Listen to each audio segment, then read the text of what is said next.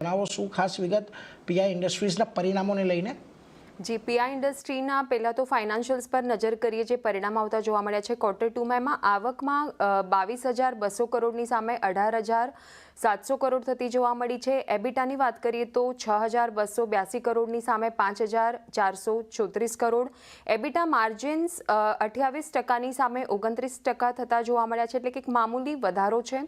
અને નેટ પ્રોફિટની વાત કરીએ તો 5,082 કરોડની સામે 4,093 કરોડ થતા જોવા મળ્યા છે, એટલે કે ઓવરઓલ આપણને એક વીક ક્વાર્ટર જોવા મળ્યું છે Q2. હવે Q2માં સેગમેન્ટ વાઇઝ જે પ્રદર્શન છે કંપનીનું તેની વાત કરીએ તો એગ્રીકેમ એક્સપોર્ટ્સમાં 18%નો ઘટાડો છે.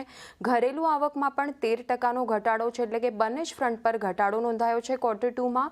હવે કંપનીએ તેમના મેનેજમેન્ટ કોમેન્ટ્રીમાં તેઓનું કહેવું છે કે Q2માં ઘરેલું આવકમાં જે એડવર્સ પ્રદર્શન જોવા મળ્યું છે, એટલે કે નબળું પ્રદર્શન જે જોવા મળ્યું છે તેની સામે Q1નું જે પ્રદર્શન હતું તે ઓફસેટ થતું જોવા મળી રહ્યું છે. હવે H2 FY26 એટલે કે ઓક્ટોબરથી લઈને માર્ચ 2026 સુધીનો જે પીરિયડ છે એમાં તેઓને સારા પ્રદર્શનની અપેક્ષા લાગી રહી છે. લાંબા ગાળાનું જે ગ્રોથ આઉટલુક છે તે યથાવત રહેશે, પરંતુ ટૂંકા ગાળા માટે તેઓએ કોશિયસ વ્યૂ આપ્યો છે કે અસ્થિરતા જોવા મળી શકે છે. અને H2માં CSMની જે નિકાસ છે કંપનીની તેના પર તેઓએ ઓપ્ટિમિસ્ટિક આઉટલુક ધરાવી રહ્યા છે.